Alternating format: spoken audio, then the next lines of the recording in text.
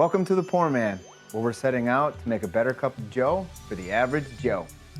On a previous episode, we talked about buying whole beans in the store instead of pre-ground coffee, and then grinding those whole beans at home with a burr grinder or a blade grinder.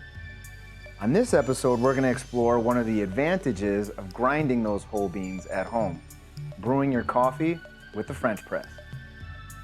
So, for the French press technique, we're going to need some similar things we need for any brew technique. First, foremost, we're going to need those whole beans you're now getting, and we're going to need to grind those in your grinder for a coarse setting, or coarser. Some people describe a coarse setting as breadcrumbs or a little coarser than table salt.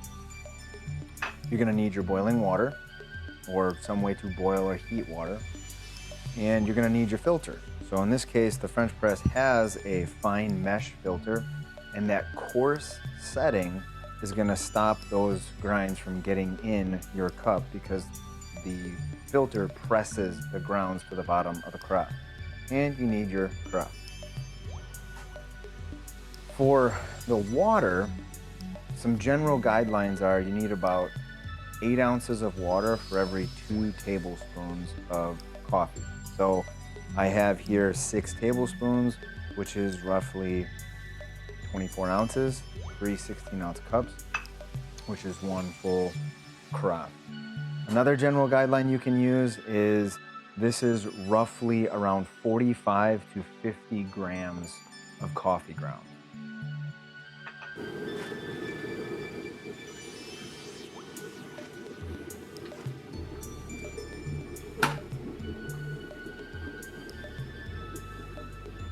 Now that your water is boiled, what you need to do before you put the grounds into the carafe is you need to pour a little bit of the hot water into the carafe so that it warms it.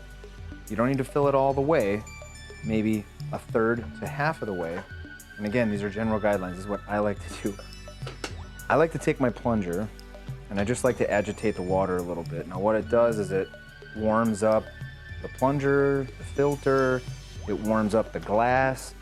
And you do this so that when you put the grounds in and you brew it, you don't lose any of the heat.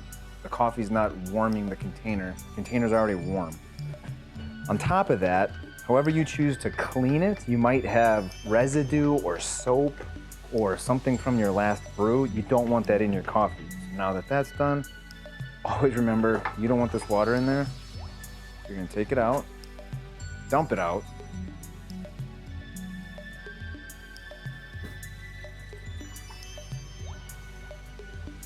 okay, carafe is warm now, nice and warm, ready for those grounds. So you take the grounds and you just pour them in.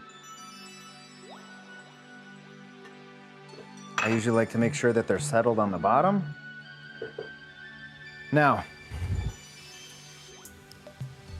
we're gonna pour the water, again, about a third to half the way.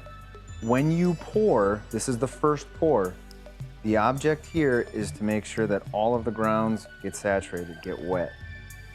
I like to stop about here, and I like to play with my coffee, so I like to stir. You're gonna see, if you look on YouTube, tons of people saying this is sacrilege. I like to play with my coffee, so I'm gonna stir it. Once you're done with that, you are going to fill the rest of the way.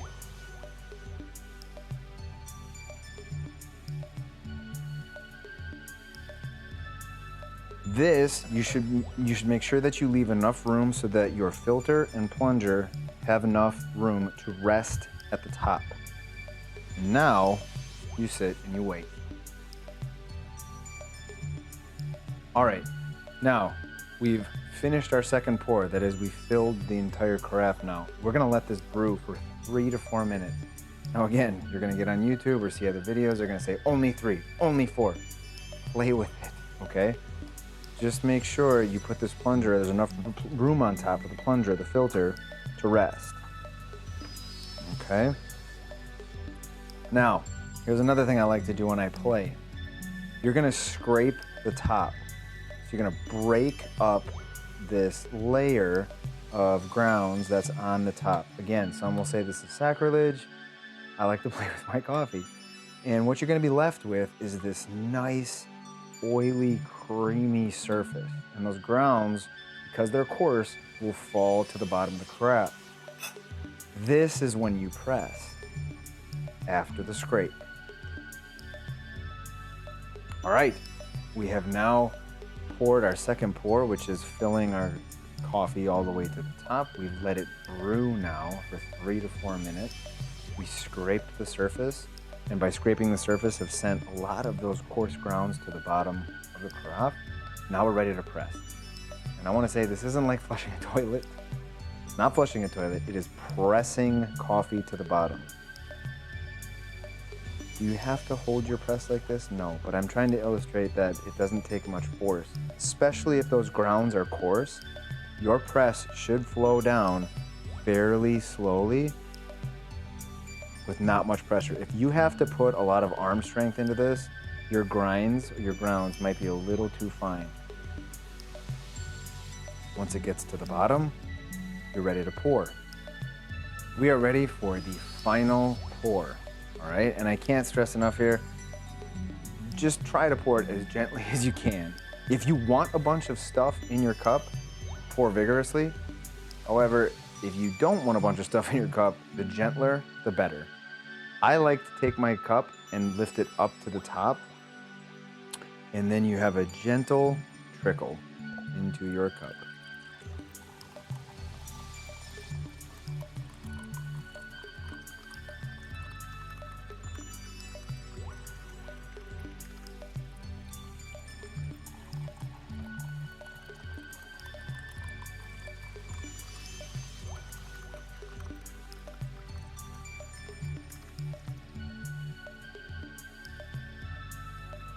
If you ask 50 people about brewing coffee, you'll get 48 different answers.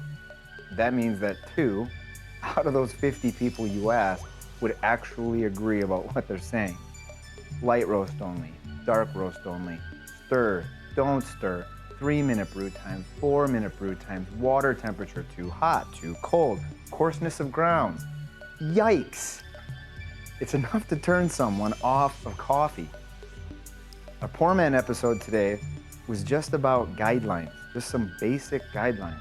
In the end, it's about you, your preferences, your coffee experience. No one holds the rights to that. So take these guidelines and try different things, explore with ratios. Enjoy your cup of coffee.